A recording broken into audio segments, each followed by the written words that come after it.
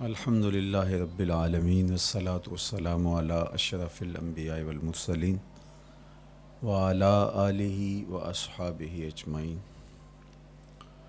قال اللہ تعالی وتبارک فی القرآن المجید والفرقان الحمید فی شان حبیبہ مخبرا وعامرا ان اللہ وملائکتہ یصلون علی النبی یا ایہا الذین آمنوا صلوا علیہ وسلموا تسلیما۔ اللہم صلی علی سیدنا و مولانا محمد معدن الجود والکرم صلاۃ و سلاما علیک یا سیدی یا رسول اللہ وعلی آلک و اصحابک یا حبیب اللہ۔ تمام حمد و ثنا، تعریف و توصیف اللہ جل مجدہ الکریم کی ذات بابرکات کے لیے، جو خالق کائنات بھی ہے اور مالک شش جہات بھی۔ اللہ جل وعلا کی حمد و ثنا کے بعد رسول رحمت، شفیع معظم، نبی محتشم، حضور ختمی المرتبت صلی اللہ علیہ وآلہ وسلم کے حضور ناز میں اپنی عقیدتوں، ارادتوں اور محبتوں کا خراج پیش کرنے کے بعد واجب الاحترام، ذوی الاحتشام، عالی مرتبت، محتشم سامعین، سامعات، السلام علیکم ورحمۃ اللہ وبرکاتہ۔ موسم رحمت ربیع الاول کی بہاریں جلوہ ساماں ہیں، اور میں اور آپ حضور کے تذکار حسن کی خوشبو لینے موجود ہیں۔ آقا کریم علیہ السلام کے جمال جہاں آرا کی تابانیاں اور جلوہ سامانیاں ہمارے ذوق کی تسکین، قلب کا قرار، روح کی ٹھنڈک، ایمان کی تازگی، عشق و محبت کی نہضت کا سبب اور ذریعہ ہے۔ آقا کریم علیہ السلام کے فضائل، حضور علیہ الصلاۃ والتسلیم کے خصائل اور آپ کے شمائل بیان کرنا شروع سے ہی اہل ایمان کا طریقہ رہا ہے۔ خصائل حضور کی سیرت کے عنوان کو کہا جاتا ہے، فضائل حضور کی عظمت و رفعت حضور کے معجزات کا عنوان ہے، شمائل حضور کے اعضائے نور کا تذکرہ جاں فضا ہے، حضور کے حسن و جمال کی باتیں ہیں۔ آقا کریم علیہ السلام کے شمائل پر، خصائل پر، فضائل پر علماء نے بہت کام کیا، تصنیفات چھوڑیں، محدثین نے اس عنوان سے باب باندھے۔ قیامت تک آنے والی انسانیت کے لیے حضور کی سیرت، حضور کے کردار کے عنوانات کتب میں نقش ہیں۔ حضور کی فضل و عظمت کے حوالے، حضور کے معجزات کا بیان، حضور کی رفعت کی کہانیاں اور آقا کریم کو اللہ کی طرف سے عطا کردہ مراتب جلیلہ کا بیان، یہ بھی محبوب موضوع رہا اہل علم کا، اہل محبت کا۔ لیکن حضور علیہ السلام کے شمائل، حضور کی صورت کا بیان، حضور کے حلیہ نور کی باتیں، یہ بھی ترک نہیں ہوئیں۔ عمومی طور پہ ہم شخصیات کے کردار کے حوالے سے، ان کی عادات کے حوالے سے، ان کے خصائل کے حوالے سے، ان کی تعلیمات کے حوالے سے پڑھتے ہیں۔ ان کے شمائل کے حوالے سے اتنی زیادہ تفصیلات نہیں ہوتی، لیکن کائنات میں ذات رسالت مآب صلی اللہ علیہ وآلہ وسلم وہ ذات ستودہ صفات ہے جن کے شمائل کو اس تفصیل سے بیان کیا گیا کہ یہ بھی صحابہ نے بیان کیا کہ حضور کے سر انور اور مبارک داڑھی میں سفید بال کتنے تھے۔ آپ کو کسی کا اتنا محفوظ حلیہ نہیں ملے گا۔ حضور علیہ السلام کی زلفوں کے خم کیسے تھے، حضور کی رنگت سے لے کر کے حضور کے اعضائے بدنیہ کے توازن، حسن اور جمال کی کہانیاں آپ کتب احادیث میں، شمائل کی کتابوں میں بکھری ہوئی نظر آئیں گی۔ اور کیوں نہ ہو، جس کے حسن کے قصیدے میرے رب نے بھی بیان کیے ہیں۔ کبھی حضور کے چہرہ نور کا ذکر کرتے ہوئے والضحیٰ واللیل اذا سجا، کبھی حضور علیہ السلام کی مبارک زلفوں کا تذکرہ کرتے ہوئے حامیم، کبھی آقا کریم علیہ الصلاۃ والسلام کے مبارک ہاتھوں کا، کبھی دیگر اعضائے بدنیہ کا ذکر قرآن نے کیا۔ حضور کے سینہ اقدس کی کہانی قرآن نے بیان کی۔ حضور علیہ الصلاۃ والسلام کی مازاغ آنکھوں کا تذکرہ قرآن نے کیا، تو پھر یہ محبوب اور مرغوب موضوع کیوں نہ ہوتا۔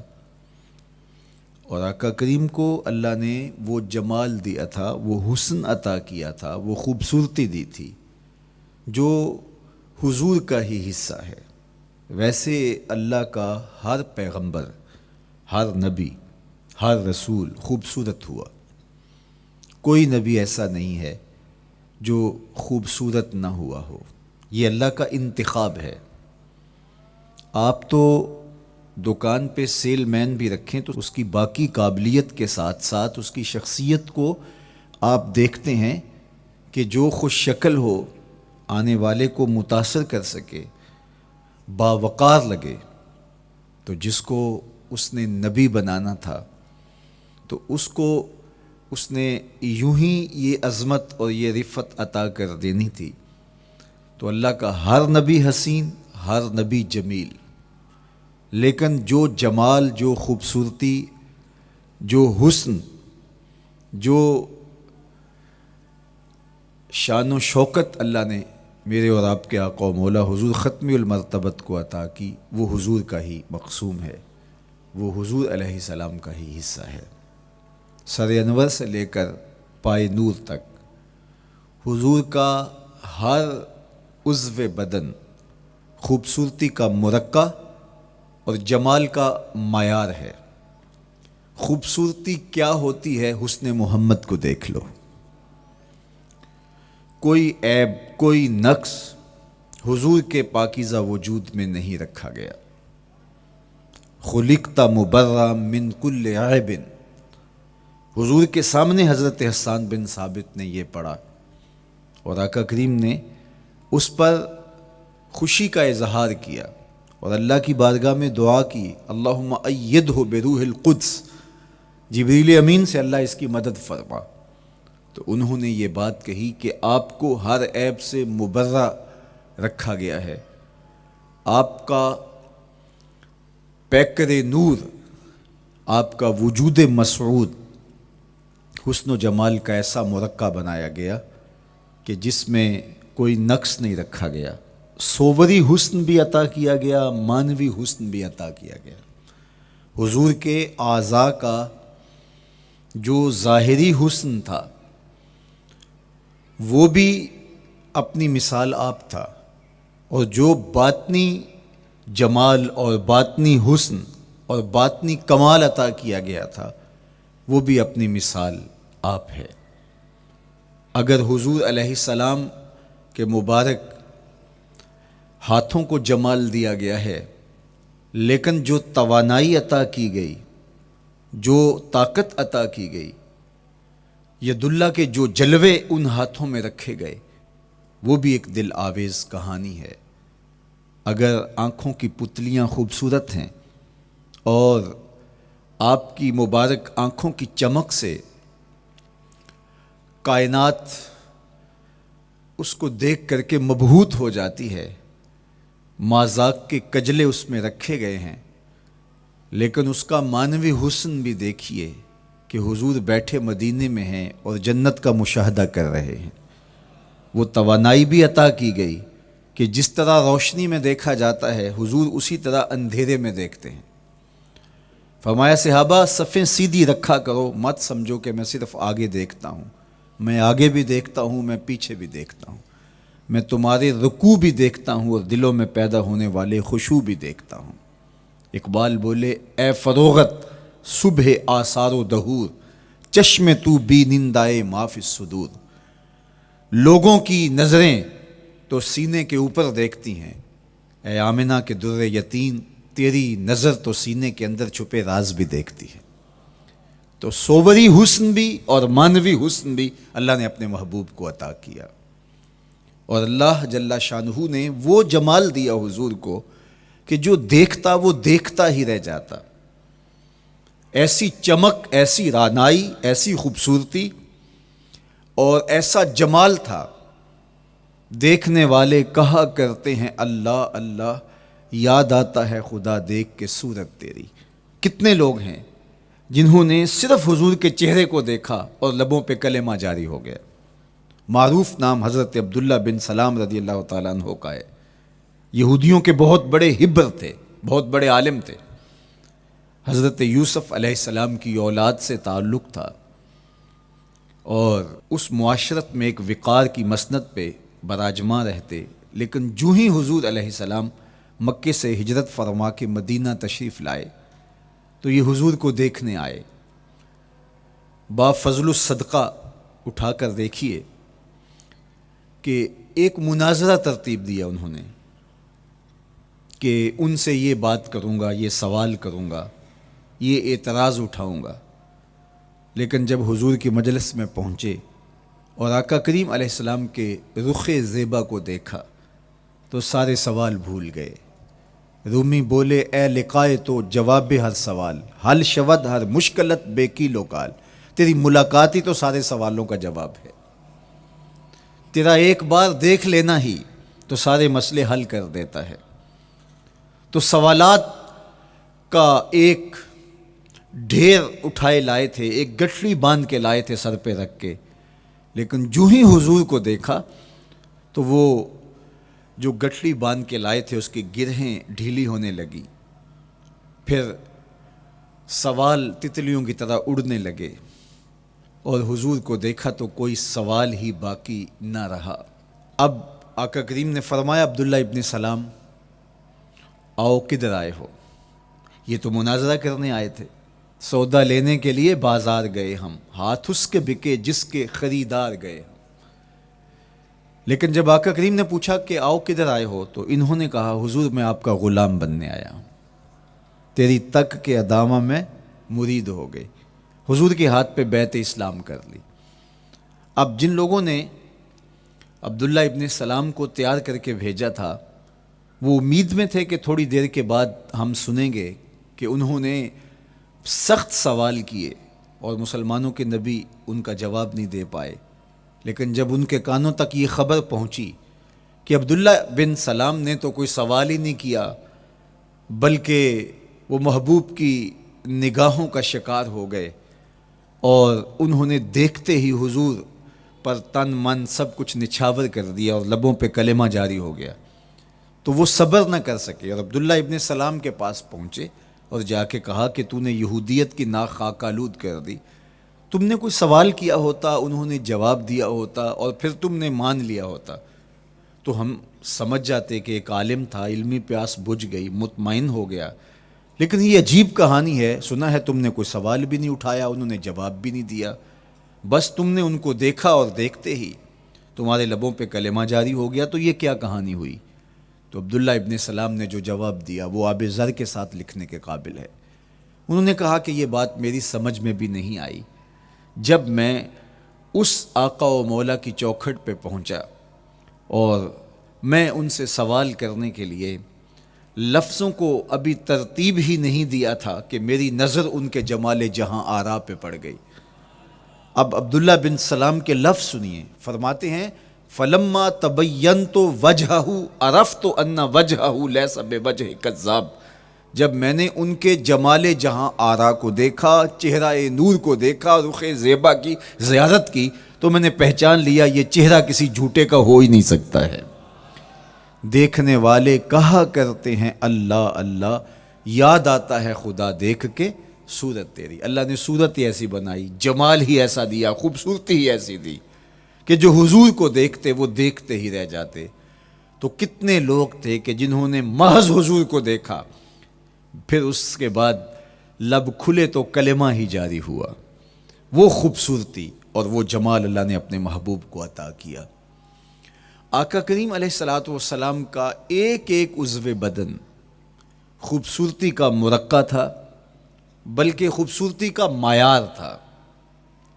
حسن کیا ہوتا ہے، حسن کا معیار کیا ہوتا ہے، جمال کسے کہتے ہیں، خوبصورتی کی تعریف کیا ہے، اعضائے محمد صلی اللہ علیہ وآلہ وسلم کا توازن دیکھ لو، تمہیں پتہ چلے گا کہ حسن کسے کہتے ہیں۔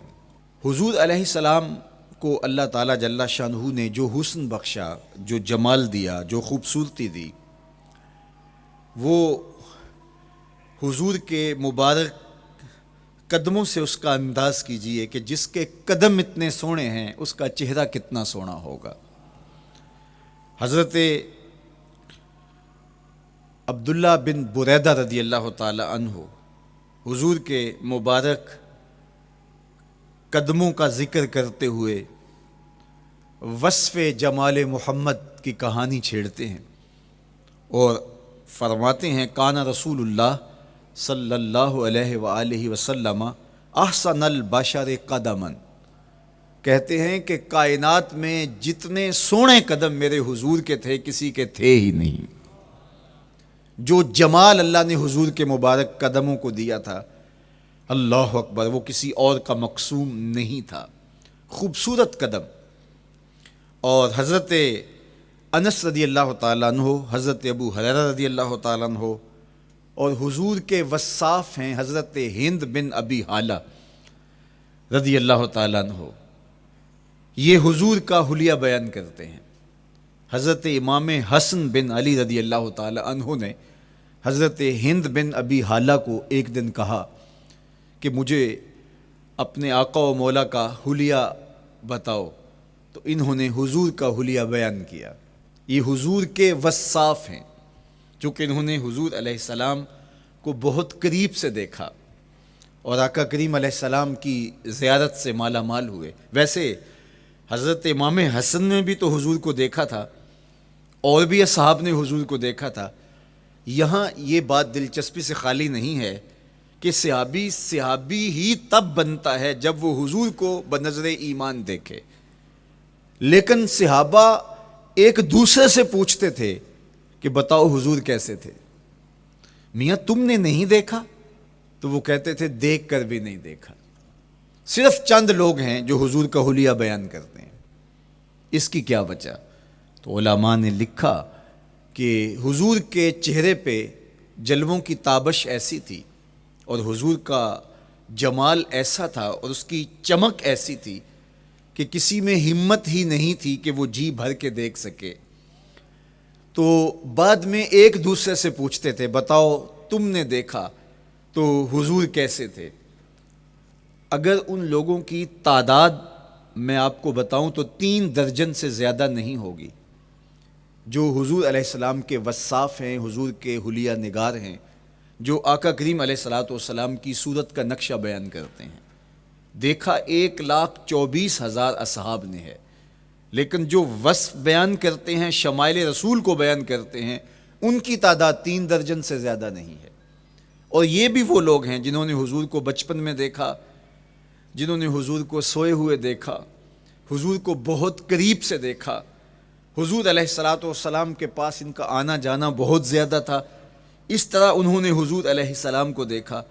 حضرت حسان بن ثابت رضی اللہ تعالی عنہ فرماتے ہیں کہ میں جو حضور کا حلیہ بیان کرتا ہوں تو اس کا سبب یہ ہے کہ میرے پاس حضور کو دیکھنے کا ایک طریقہ آ گیا تھا۔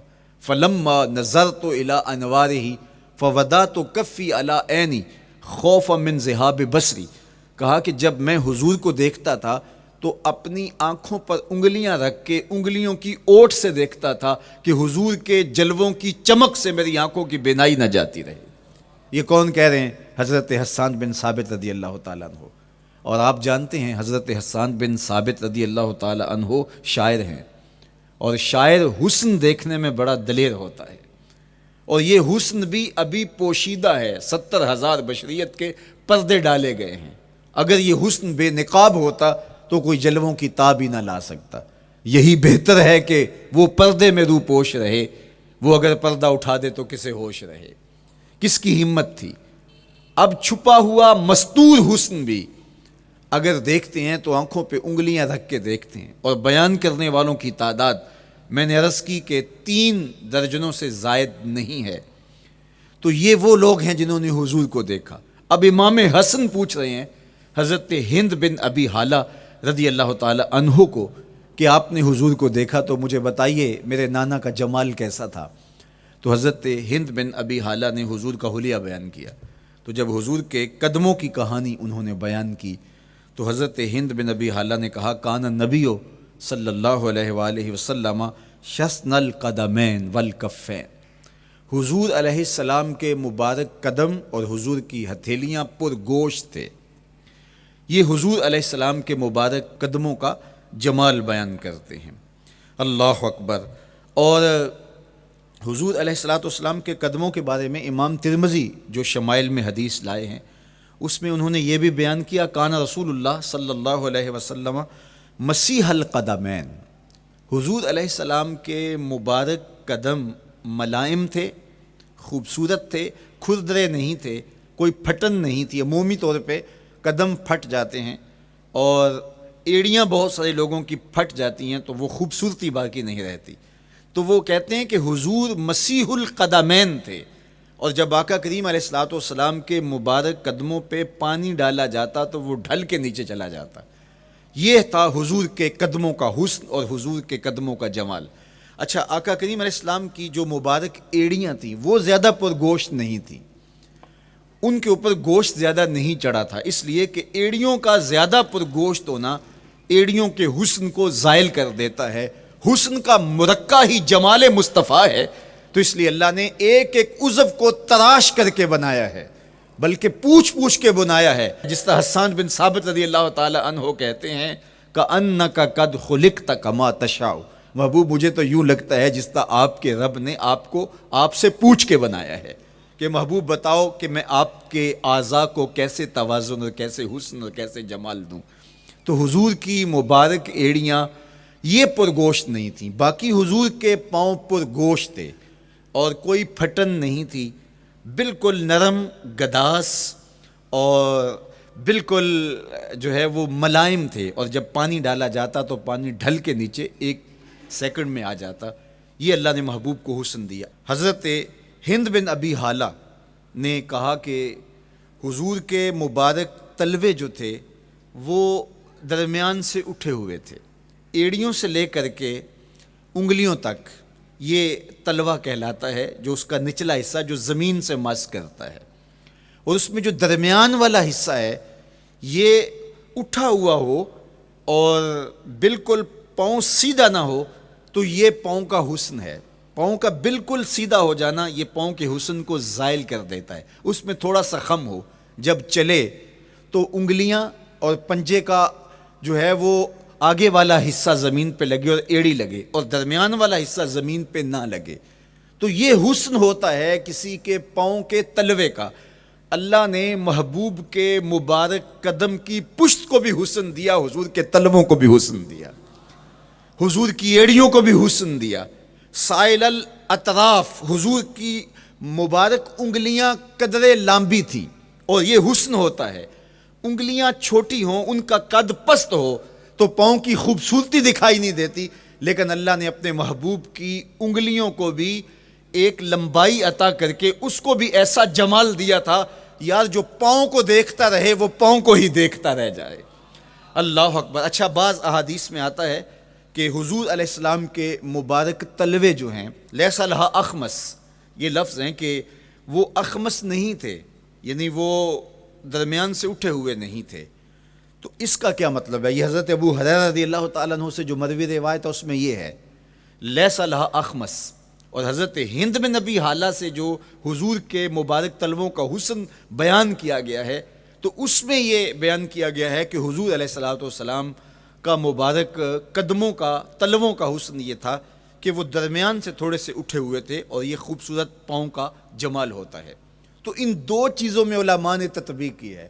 اللہ ان علماء کی قبروں پر رحمت نازل کرے جو حضور کے حسن پہ، حضور کے جمال پہ گفتگو کرتے رہے، اور ایک ایک عضو پر انہوں نے کئی کئی صفحات لکھے اور کتابیں انہوں نے تحریر کی حضور کے جمال پر۔ اب حضرت ہند بن ابی حالہ رضی اللہ تعالی عنہ، انہوں نے تو حضور کو گھر میں دیکھا تھا، یہ حضرت خدیجۃ الکبریٰ رضی اللہ تعالی عنہا کے فرزند تھے ابو حالہ سے۔ اب انہوں نے تو دیکھا، اب حضور لیٹے ہیں تو انہوں نے حضور کے پاؤں کو دیکھا کہ درمیان میں ہلکا سا خم ہے اور یہ پاؤں کا جمال ہے۔ اب حضرت ابو ہریرہ رضی اللہ تعالی عنہ نے جو حضور کے پاؤں کو دیکھا تو یہ اندرون خانہ کا دیکھنا نہیں تھا، تو انہوں نے کیسے دیکھا؟ تو حضرت ابو ہریرہ سے مروی ایک روایت سے سمجھ آتی ہے کہ انہوں نے جو کہا کہ لیس لہا اخمس، کہ ان کے مبارک تلوے درمیان سے اٹھے ہوئے نہیں تھے بلکہ بالکل برابر تھے، تو اس کا کیا مطلب ہے؟ تو حضرت ابو ہریرہ سے ایک روایت مروی ہے، وہ فرماتے ہیں کہ جب حضور علیہ السلام کسی چٹان کے اوپر چلتے تو حضور علیہ الصلوۃ والسلام کا وہاں قدم پڑتا تو وہ اس چٹان کے اندر حضور کا قدم گھس جاتا، وہ موم کی طرح چٹان نرم ہو جاتی۔ اس طرح زمین پر بھی حضور چلتے تو مبارک پاؤں کا جو نشان قدم ہے وہ پورا دکھائی دیتا۔ تو حضرت ابو ہریرہ رضی اللہ تعالیٰ عنہ اس سے یہ سمجھے کہ حضور کے تلوے جو ہیں وہ برابر ہیں۔ تو علماء نے اس پر گفتگو کی ہے۔ ایک تو حضور جب چلتے تھے تو آقا کریم پورے زور سے قدم زمین پہ رکھتے تھے اور اس وقار سے چلتے تھے کہ جس طرح حضور اونچائی سے نیچے کی طرف اتر رہے ہوں۔ تو جب پاؤں کو جما کر کے زور سے رکھا جائے تو پھر جو ہے وہ نشان نیچے پڑتا ہے۔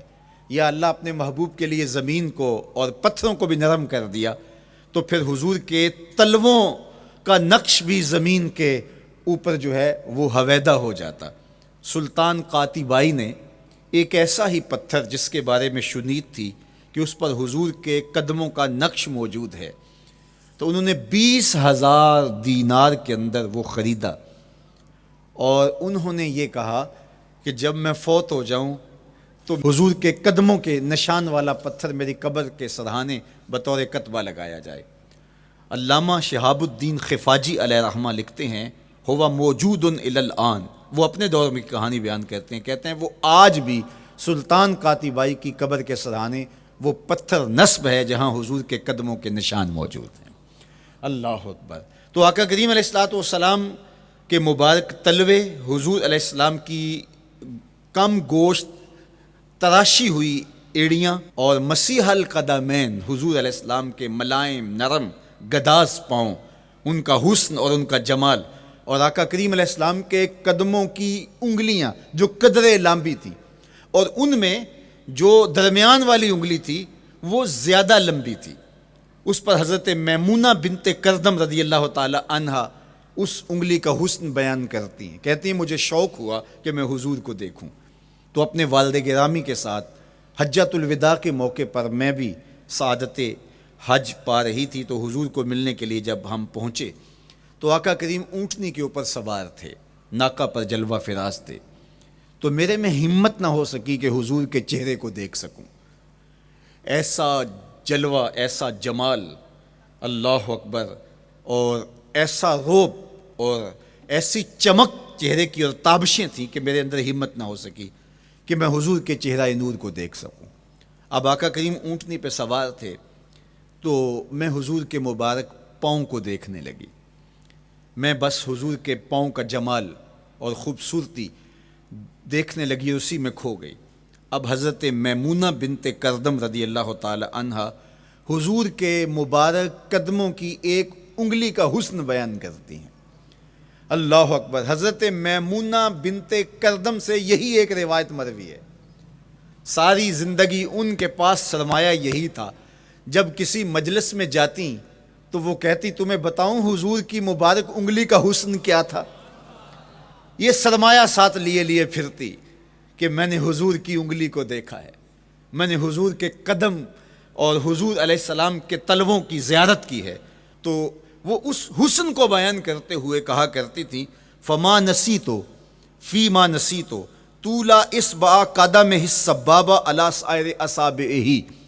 جو سبابہ انگلی ہے، انگوٹھے کے ساتھ والی انگلی کو سبابہ انگلی کہتے ہیں، اور اس کے ساتھ والی انگلی کا جو قد دراز تھا اور باقی انگلیوں کی نسبت وہ انگلی لمبی تھی، کہا اس کا حسن آج بھی میری نگاہوں میں گھومتا رہتا ہے اور ہر وقت میرے تصور میں رہتا ہے. میرے تصور سے کبھی اس انگلی کا جمال ہی ختم نہیں ہوا، انگلی کا حسن ہی کبھی زائل نہیں ہوا، ہر وقت اس کے تصور میں کھوئی رہتی ہوں. یار چہرے کے جمال کو کون بیان کرے گا، یہاں تو انگلی کا حسن بیان نہیں ہو رہا. ابھی وہ شعر پڑھا جا رہا تھا نا کہ قدموں پہ جبیں کو رہنے دو، قدموں پہ جبیں کو رہنے دو، چہرے کا تصور مشکل ہے. قدموں پہ جبیں کو رہنے دو، چہرے کا تصور مشکل ہے. جب چاند سے بڑھ کر ایڑی ہے رخسار کا عالم کیا ہوگا، جب چاند سے بڑھ کر ایڑی ہے رخسار کا عالم کیا ہوگا. تو اللہ نے اپنے محبوب علیہ الصلوۃ والسلام کو وہ جمال، وہ خوبصورتی اور حضور کے مبارک قدم، حضرت عبداللہ بن بریدہ رضی اللہ تعالی عنہ سے مروی روایت، کان رسول اللہ صلی اللہ علیہ وآلہ وسلم احسن البشر قدما، کہتے ہیں جتنے سونے قدم، جتنے من مونے قدم میرے حضور کے تھے، اتنے سونے قدم کسی اور کے تھے ہی نہیں. اللہ نے اپنے محبوب کو وہ جمال، وہ خوبصورتی اور وہ نور عطا کیا تھا. اچھا، یہ قدم، یہ ایڑیاں، یہ مبارک تلوے اور یہ داراز انگلیاں اور ان انگلیوں کی چمک اور ان کی رنگت کا جمال اور خوبصورتی، جہاں اس کا صوری حسن تھا تو مانوی حسن بھی دیکھنے والا تھا. یہ قدم اٹھ جائیں اللہ اکبر تو تقدیر کے فیصلے ہوتے دکھائی دیتے ہیں. ان قدم کی اونچائی، ان قدم کی بلندیاں کہ عرش حق ان قدموں کے بوسے لے رہا ہے. اور میرے امام بولے زہ عزت و اے طلائے محمد، زہ عزت و اے طلائے محمد، کہ ہے عرش حق زیر پائے محمد. قدموں کا حسن وہ بھی دیکھنے والا اور قدموں کی بلندی اور اونچائی اور اس کی شان و شوکت وہ بھی دیکھنے والی. اللہ اکبر. آقا کریم علیہ السلام حضرت ابو بکر صدیق کے ساتھ، حضرت عمر فاروق کے ساتھ اور حضرت عثمان غنی کے ساتھ احد پہاڑ پر تشریف لے گئے. یہ حدیث آپ نے بارہا علماء سے سنی ہے. احد کی چھاتی پہ جب حضور کے قدم آئے اللہ اکبر تو وہ خوشی سے جھوم اٹھا، مقدر جاگ گئے، بخت بیدار ہو گئے. ان کے قدم جو کہ اس عاشق کی آنکھوں کی ٹھنڈک ہے، جب چھاتی پہ آ جائیں تو کون عاشق نہیں جھوم جائے گا. یہ تو حضور کے قدموں کے حسن کو بیان کیا جا رہا ہے. آپ کی روح رقص کر رہی ہے اور آپ کا دل جو ہے وہ ایک عجیب سرور اور کیف کی وادی میں اور ایک جو ہے وہ خوشیوں کے جو ہے وہ عالم میں نہال ہوتا چلا جا رہا ہے. لیکن یہ قدم جب چھاتی پہ آیا تو پھر احد، ظاہر تو پتھر ہے احد، لیکن حضور سے پتھر بھی پیار کرتے ہیں. فرمایا احد جبل یحبنا ونحبہ، احد ہم سے پیار کرتا ہے، پہاڑ ہے، پتھر ہے، لیکن ہم سے پیار کرتا ہے، ہم اس سے پیار کرتے ہیں. اس کائنات میں صرف سرکش انسانوں اور جنوں کے علاوہ کائنات کی ہر شے حضور سے پیار کرتی ہے، حضور سے محبت کرتی ہے. آؤ میں تمہیں پیار کی ایک اور کہانی سناؤں. مسجد نبوی ہے، آقا کریم تشریف فرما ہیں، منبر پہ جلوہ فراز ہوئے. ابھی واز کا آغاز ہی کرنا چاہ رہے تھے کہ ایک جانب سے رونے کی آواز آنے لگی. صحابہ کہتے ہیں رونے والا اس درد سے روتا ہے کہ لگتا تھا کلیجہ پھٹ جائے گا. کناقۃ الخلوج، جس طرح اونٹنی کا بچہ بچھڑ جائے اور وہ اس کے غم میں، اس کی جدائی میں درد سے روکتی ہے، چیختی ہے، چلاتی ہے، رونے والے کا انداز درد ایسا ہی تھا اور لگتا تھا کہ جس طرح اس کا کلیجہ پھٹ جائے گا. صحابہ دائیں بائیں دیکھتے ہیں لیکن رونے والا دکھائی بھی نہیں دیتا، اور ماحول کے اندر اس طرح درد پھیل رہا ہے کہ سینوں میں دل لرز رہے ہیں اور عجیب کیفیت طاری ہو گئی. حضور ابھی بیٹھے ہیں، خطبے کا آغاز بھی نہیں ہوا اور رونے والا کیف و درد میں روتا چلا جا رہا ہے۔ فنزل النبی صلی اللہ علیہ وسلم عن المنبر، حضور ممبر سے نیچے تشریف لائے۔ صحابہ کی آنکھیں محو حیرت ہیں، استجاب کا عالم ہے، یہ کون رو رہا ہے اور اتنے درد سے رو رہا ہے اور دکھائی بھی نہیں دے رہا۔ آقا کریم ممبر سے نیچے جلوہ فراز ہوئے، ایک سمت بڑھے، کھجور کا خشک تنا پڑا تھا۔ آج پہلا دن تھا کہ ممبر حضور علیہ السلام کے لیے بچھایا گیا، ورنہ یہ خشک تنا دیوار کے ساتھ جو ہے وہ رکھا گیا تھا اور حضور اس کے ساتھ ٹیک لگا کر کے واز کیا کرتے تھے۔ جب ممبر بن گیا تو اس کو اٹھا کر کے اب اس کی ضرورت نہیں رہی، ایک کونے میں ڈال دیا گیا۔ اب جو ہی حضور ممبر پہ تشریف فرما ہوئے تو اس خشک تنے کا کلیجہ لرز اٹھا اور وہ ایسے روتا تھا جس طرح اونٹنی کا بچہ بچھڑ جائے اور وہ روتی ہے، اس طرح وہ خشک تنا رو رہا تھا۔ اس تنے ہنانا در ہجر رسول زار می نالت چو ارباب عقول، جس طرح عقل والے، جس طرح جو ہے وہ فہم و ادراک رکھنے والے لوگ روتے ہیں درد سے، وہ رو رہا تھا۔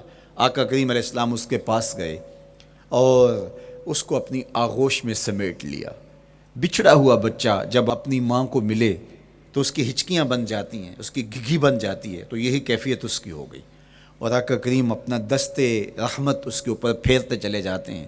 بتدریج اس کی سسکیاں، اس کے رونے کی آواز کم ہوتی چلی جا رہی ہے۔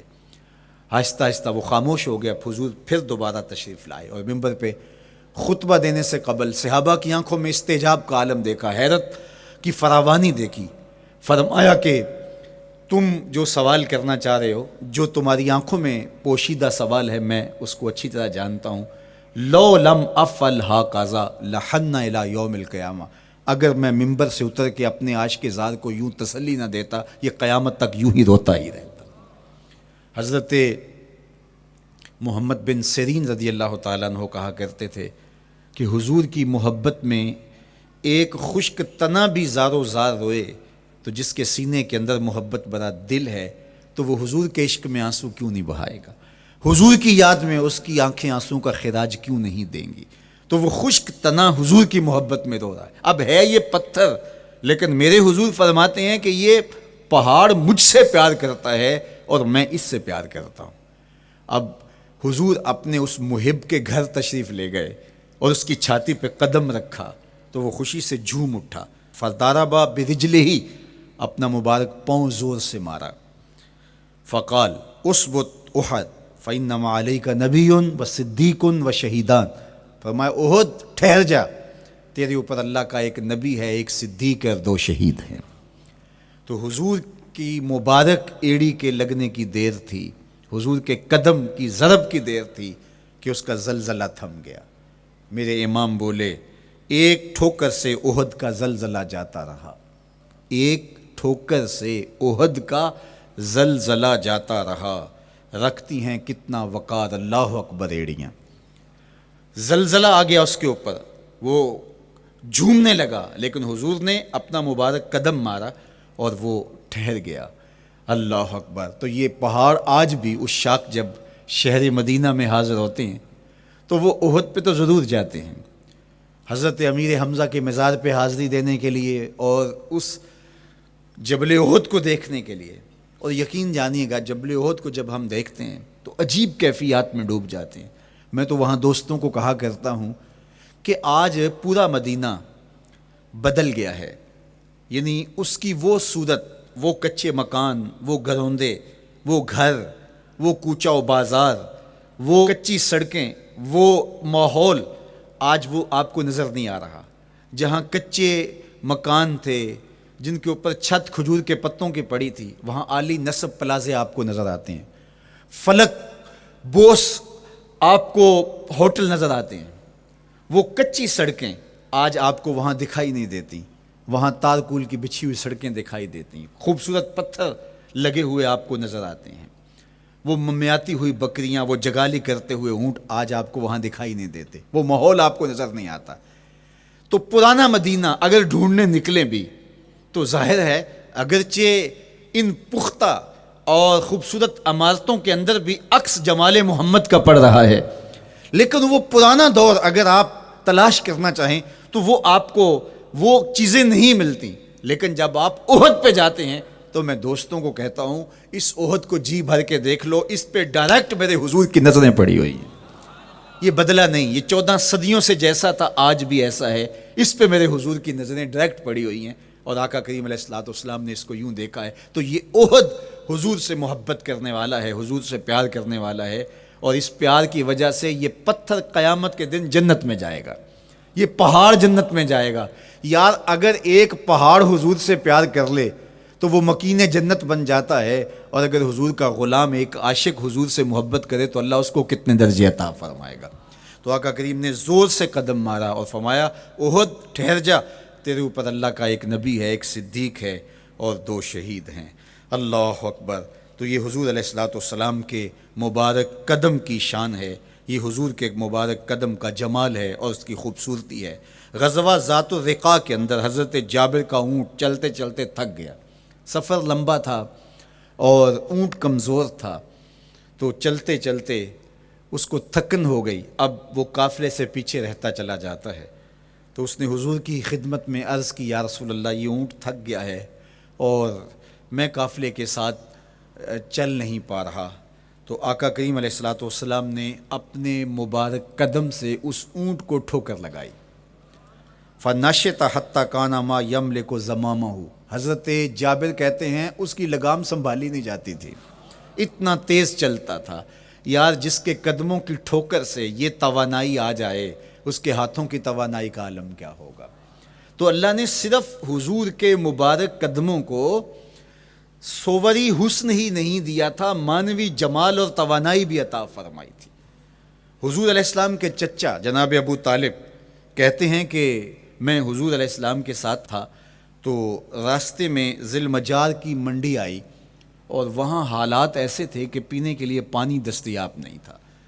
تو میں نے کہا کہ عطشت ولیس عندی ماء، مجھے تو سخت پیاس لگی ہے اور پانی بھی پاس نہیں ہے۔ فنزل النبی صلی اللہ علیہ وسلم وضرب بقدمہ الارض فخرج الماء فقال اشرب۔ تو حضور نے اپنے مبارک پاؤں سے زمین پر ٹھوکر لگائی، چشمہ پھوٹ پڑا، اور آقا کریم نے فرمایا چچا پانی پی لیجئے۔ تو وہ پاؤں اگر زمین پہ لگے تو چشمے پھوٹے، اگر احد پہاڑ پہ وہ پاؤں پڑے تو اس کا زلزلہ جاتا رہے، اور اگر وہ کسی جانور کو حضور ٹھوکر لگائیں تو اس کے اندر اس قدر تیزی آ جائے کہ اس کی باغ سنبھالی نہ جائے، اتنا سریع رفتار ہو جائے۔ اب ان قدموں پہ کون قربان نہیں ہوگا؟ یار ان قدموں کو چومنے کے لیے جبریل بھی تو بے تاب دکھائی دیتے ہیں نا۔ معراج کی شب جب جبریل حاضر خدمت ہوئے، حضور محو استراحت ہیں، تو جبریل عرض گزار ہوئے، مالک تیرا محبوب تو سو رہا ہے۔ اللہ اکبر، تبارک اللہ، شان تیری تجھی کو زیبا ہے بے نیازی، کہیں پہ جوش لن ترانی، کہیں تقاضے وصال کے تھے۔ ایک کوہ طور پہ خود چل کے جاتا ہے اور عرض گزار ہوتا رب آرنی انظر الیک، مالک تجھے دیکھنا چاہتا ہوں۔ اللہ اکبر، سراپا چشم بنا ہوا ہے اور کہتا ہے مالک میں تجھے دیکھنا چاہتا ہوں۔ جواب کیا آتا ہے؟ لن ترانی، تم نہیں دیکھ سکتے، میرے جلووں کی تاب نہیں لا سکتے۔ ایک خود چل کے جا رہا ہے اور تقاضۂ رویت کرتا ہے، اور جواب آتا ہے لن ترانی۔ اور ایک سویا ہوا ہے چادر اوڑھ کے، اور جبریل کہتے ہیں محبوب اٹھیے، رب آپ کو بلا رہا ہے۔ تبارک اللہ، شان تیری تجھی کو زیبا ہے بے نیازی، کہیں پہ جوش لن ترانی، کہیں تقاضے وصال کے تھے۔ تو جبریل حاضر خدمت ہوئے، حضور استراحت میں ہیں، تو آواز آئی یا جبریل قبل قدم ہے، میرے محبوب کے قدموں کو چوم لے۔ اب جبریل حضور علیہ السلام کے قدموں کو بوسے دے رہے ہیں۔ کسی نے جبریل سے تصور کے عالم میں پوچھا، حضور کے قدم چومے، حضور کے تلووں کو بوسے دیے، بتا کیفیت کیا ملی؟ تو بولے نہ جنت کی کلیوں میں دیکھا مزہ جو محمد کی تلیوں میں دیکھا۔ وہ سرور وہاں جو نصیب ہوا۔ وفد عبد القیس جب مدینہ المنورہ آیا تو ان میں ایک صاحب ہیں، وہ کہتے ہیں میں دوڑتا ہوا حضور کے پاس آیا، بس بے چینی تھی، اضطراب تھا۔ جب آپ مدینہ المنورہ میں جاتے ہیں تو آپ کو جا کے گاڑی اتارتی ہے اور آپ ہوٹل میں سامان رکھتے ہیں، تو پھر کتنی جلدی ہوتی ہے کہ جلدی سے غسل کریں اور جلدی سے نیا لباس پہنیں اور جا کے ہرے گنبد کو دیکھیں، حضور کی مبارک مسجد کی زیارت کریں، ان کوچہ و بازار میں جائیں جہاں حضور کے مبارک قدم لگے تھے۔ اللہ اکبر۔ تو اب یہ وفد عبد القیس جب آیا تو ان میں ایک صحابی حضرت زرع رضی اللہ تعالیٰ عنہ فرماتے ہیں کہ میں پھر تیزی کے ساتھ گیا اور پھر ہم جا کے حضور کے ہاتھ بھی چومنے لگے، حضور کے قدم بھی چومنے لگے۔ یہ سعادت مند قدم جن کے بوسے صحابہ دیتے ہیں، کبھی جبریل کے بوسہ گاہ بنتے ہیں، کبھی احد پہاڑ کی چھاتی ان قدموں کو چومتی ہے۔ یہی قدم ایک موقع ایسا آتا ہے یاد خدا میں، اللہ کے شکرانے میں، نماز میں لمبے قیام میں سوج جاتے ہیں، اور میرا مالک کہتا ہے اے چادر اوڑھنے والے، ساری رات جاگا نہ کر، کبھی سو بھی لیا کر۔ اللہ اکبر۔ تو یہ حضور علیہ السلام کے مبارک قدموں کا جمال اور مبارک قدموں کا حسن اور خوبصورتی ہے۔ اللہ نے اپنے محبوب علیہ السلام کے مبارک قدموں کو صوری اور معنوی حسن سے نوازا، اور یہ حسن حضور کے مبارک قدموں کا ہے، پھر جس کے قدم اتنے سونے ہیں اس کا چہرہ کتنا حسین ہوگا۔ ایک سوال اٹھ سکتا ہے کہ حضور کے حسن کو بیان کرنے کا مقصود کیا ہے؟ تو صاحب، کسی کے حسن کو بیان کرنے کا مقصود یہی ہوتا ہے کہ اس سے پیار اور محبت کا ربط قائم ہو، اور اگر قائم ہے تو مضبوط ہو۔ ہم حضور علیہ السلام کے حسن کو بیان اسی لیے کرتے ہیں، اور محدثین نے اس پر باقاعدہ کتابیں اسی لیے لکھیں اور کتب حدیث میں باقاعدہ شمائل رسول پہ باب اسی لیے باندھے تاکہ لوگوں کے سینے میں حضور کی محبت کی جوت لگے، اور وہ جو شعلہ جوالہ ان کے سینے میں حب رسول کا ہے وہ اور بھڑک اٹھے، اور بندہ جس سے محبت کرتا ہے پھر اس کی اطاعت بھی کرنے لگ جاتا ہے۔ تو جو محبوب اتنا سونا ہے، اتنا جمال آفریں ہے، اور جس کے قدم اتنے سونے ہیں، پھر اس کے نقش قدم کو کیوں نہ تھام لیں، اس کے نقوش پا کو خض راہ کیوں نہ بنا لیں، پھر ان کے اٹھنے والے قدموں پر اپنی زندگی کیوں نچھاور نہ کر دیں۔ اگر سر پہ رکھنے کو مل جائے نقش نال حضور تو کہیں کہ ہاں تاجدار ہم بھی ہیں۔ یعنی وہ قدم تو قدم رہا، اس قدم کی رعنائیاں، اس کی خوبصورتیاں، اس کا جمال اور اس کا حسن تو حسن رہا۔ جہاں وہ مبارک قدم لگا، جہاں وہ نقش لگا، اگر وہ نقش بھی سر پہ رکھنے کو مل جائے تو کہا کہ اگر سر پہ رکھنے کو مل جائے نقش نال حضور، حضور علیہ السلام کا قدم تو جزو بدن رسول ہے۔ حضور علیہ السلام کے مبارک قدموں میں وہ جو نالین تھی، اس نالین کا بھی نقش وہ اگر سر پہ رکھنے کو مل جائے تو ہم زمانے کے تاجدار کہلائیں گے، اور جن کے سر پہ حضور کا قدم آ جائے ان کا مرتبہ کیا ہوگا۔ تو یہاں اس نقش کو بھی دیکھیے، حضور کے مبارک قدموں میں جو نالین آیا اس کو نالین شریف کہتے ہیں۔ اس نال کو نال شریف یا ان نالین کو نالین شریف کہا جاتا ہے، اس لیے کہ وہ حضور کے مبارک جسم سے جڑ گئے، حضور سے ان کا ربط پیدا ہو گیا، وہ جزو بدن رسول نہیں ہیں، تو اس کا یہ مرتبہ ہے۔ تو پھر حضور علیہ السلام کی شان اور حضور کی عظمت کیا ہوگی، اللہ اکبر۔ بلکہ حضور علیہ السلام کے نالین جہاں رکھے جائیں، وہ کسی نے کہا نا کہ ذرے اس خاک کے تابندہ ستارے ہوں گے، ذرے اس خاک کے تابندہ ستارے ہوں گے جس جگہ آپ نے نالین اتارے ہوں گے۔ وہ جگہ جہاں حضور کے قدم نہیں، حضور کے قدموں سے مس ہوئے ہوئے نالین رکھے جائیں، وہاں جو ذرے اس نالین کے تلووں کو چومتے ہیں وہ بھی آسمان کے ستاروں سے اس شاخ کو حسین دکھائی دیتے ہیں، وہ بھی زیادہ چمکدار دکھائی دیتے ہیں، اور اس شاخ کی آنکھوں کا سرما اور ان کے دل کا قرار اور روح کی ٹھنڈک قرار پاتے ہیں۔ تو یہ ہے حضور علیہ السلام کی نسبت کا احترام اور حضور کی محبت کا اثر جو اس شاخ کے سینے میں محسوس کیا جاتا ہے۔ اللہ مجھے آپ کو اپنی خاص پناہیں، امان اور حفاظتوں کا حساب بخشے۔ کار ما آخر شدو آخر ز ما کار نشد، مشت خاک ما غبار کوچائے یار نشد۔